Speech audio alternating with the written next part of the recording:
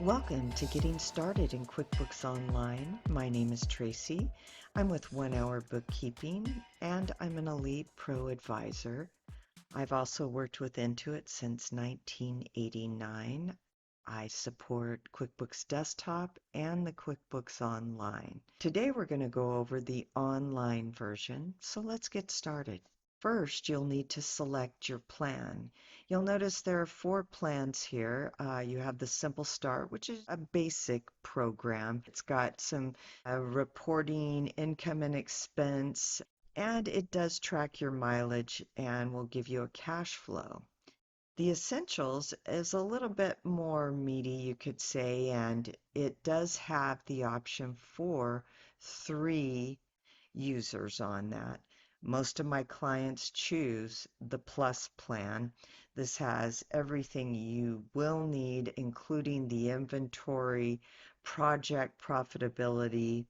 A lot of my nonprofits are also using this Plus. Now, they have a specific nonprofit online version as well, where it has the right nomenclature for the reports. Instead of a profit and loss, it's a statement of activity. And you also have the advanced, which handles up to 25 users. You can have it in multiple locations. Just a really beautiful system for a high-end customer that uses a lot of inventory and possibly has a lot of locations.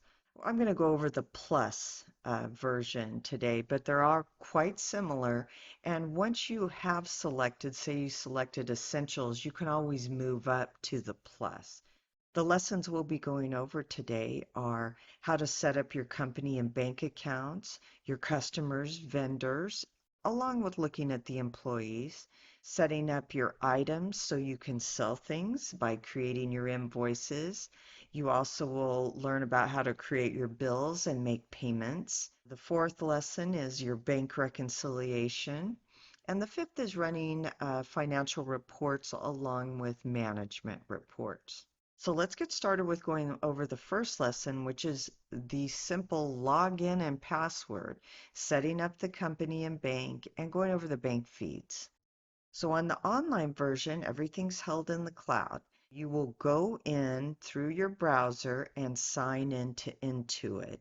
And at this point, you will use the email that you actually created your company when you selected the version or the plan that you wanted. One of the things on this is setting up a email that will be used by an administrator, and then the password that's selected. And you'll just hit continue. You can also get a text code and sign in a different way through here.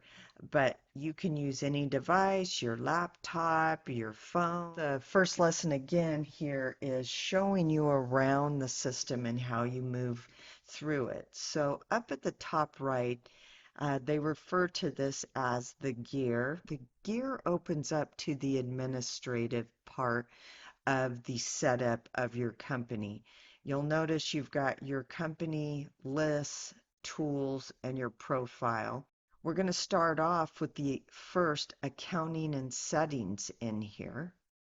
And you'll go through tabs that will ask you the pertinent information. So this is where you'll go and put your logo, your company name, and then your EIN or Social Security if you are a sole proprietor. You'll be able to select your tax form through here if you are using TurboTax. Your contact information. This information shows up on your invoices. So you want to make sure that this contact information or company and the address are what you want to show on your invoicing. And then you have your address and a legal address. So you may have the business address and then all your mail gets forwarded to the legal address. Go on to the next tab, which is sales. And sales is giving you options to customize the invoice that is a template in here. So you can set up your terms, delivery method. If you use shipping, you would want to turn that on. These are all options. Someone's turned on the discount, but you can also show deposits on your invoice, and then tags, which is also a way to search for items. Products and services, so if you do sell those, that should be on. Late fees, they also go over progress invoicing, messages, reminders, online delivery, and statement. A lot of information here. It's so condensed in this one tab. Fill it out the best you can. You can always come back in and change it. Expenses, not a lot here. What we have turned on is to show the item table on expense and purchase forms. And do you actually use purchase forms? You would turn that on. Tracking expenses by customers. So if you've gone in and bought blueprints for a customer and it needs to go to the job, you can add the customer name to it. You don't have to bill it back to the customer, but it will create a job cost, and anything that you put on an invoice or a bill that goes to this customer will be caught in that job cost by customer. And then make expenses and items billable. So say I wanted to take that blueprint and bill it back to him. I could select a check mark that would make it billable. When I go into invoicing, it will show me all the items I need to bill for them, which is really cool. We've got turning your purchase orders on and setting up a default message. Time. A lot of people are using the QuickBooks payroll, and in that, QuickBooks has given them the option for your employees to use the timesheets inside of QuickBooks. Now, I believe it's handled by timesheets. It does give you an option to show your first day of the work week and allow time to be billable, meaning from your timesheets, if someone worked on a job, those hours could be billable to that customer. Let's go over the Advanced tab, which has your first month of your fiscal year, your income tax year, what accounting method you're using, and then how to close your books, which we will be using. Every time you get through a month and do a reconciliation, produce reports for banks, shareholders. We'll come in here and put a close on those books so no one can disrupt the information prior to the close. We have the tax form. This would help if you're using TurboTax. Your chart of accounts. Here, kind of old school was using account numbers, and people still use those, so you can turn those on if you are. And then the discounts. You have categories which tracks classes and locations. So class can be any kind of bucket of income and expenses that you want to track. 501c3s, they have restricted and unrestricted funds, and then they have a bunch of programs. So they'll track those by classes. I also have clients that have multiple locations. So you want to track the purchases by the locations. And then we have automation for pre-fill forms with previously entered data. So if I go to put in a utility bill, it knows next time if I typed in PG&E, utility company would come up and the account number would populate from what you used last time. It's really nice to have on. I don't particularly suggest applying credits. I like to do that manually so I can see that it is completed and gone, but you can have that turned on and automatically invoice unbilled activity. That's off for right now. It can be turned on, and it really does help keeping track of everything for you. Projects. You could have a customer and they could have 5 different projects, and you want to keep track of those different projects separately, and also by a customer that may have those multiple projects, they may want to see all their projects together. So it is a nice thing to have on if you are using the projects. Currency, what currency are you using? And then the preferences are basically how you like to see the date format, number formats. I always suggest putting warn if duplicate check number is used or bill.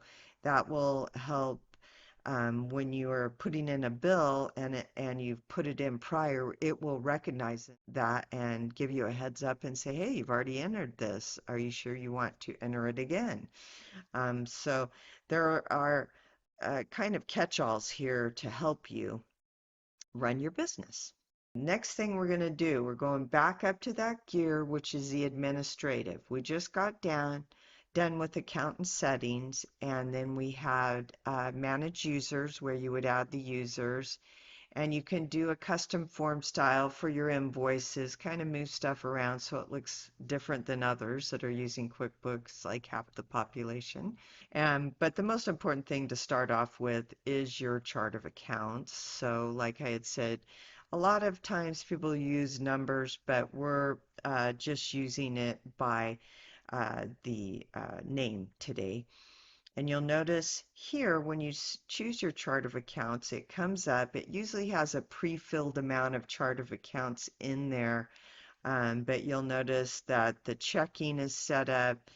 AR is automatic in here. You can always edit and change these names to make them more specific to what you want. Chart of accounts, again, is kind of a moving target at this point if you're not sure what accounts you want to use. So I would start with what is existing and then add as you go. So first thing I want to do is set up a bank account. I'm going to call it my checking account.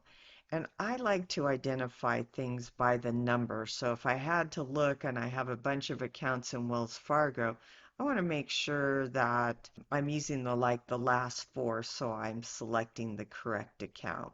But that's just me. You may have just one account and not need to clarify that. You can use the starting date and opening balance. So you say, I want to start from the beginning of the year. You've selected your year to start January. You can put in the ending balance for 12/31/2022, let's just say in this case. And you'll put that ending balance, which is coming from your bank statement. So you always want to start with putting that beginning balance because that'll tie in as you go and do your bank reconciliations for your first month. So you got to start off with that beginning amount. As we go over, I probably will end up adding accounts as we go, but we're going to start off with an income account. The tax form, it's saying, in the tax form section, where do you want this? I want it under service fee income. And the account name is design income. It will show you a little preview here of what it's going to look like on your financials. They set up a bunch in here. You don't have to use them all, and you can certainly make them inactive, or you can change the name on them to better accommodate your business.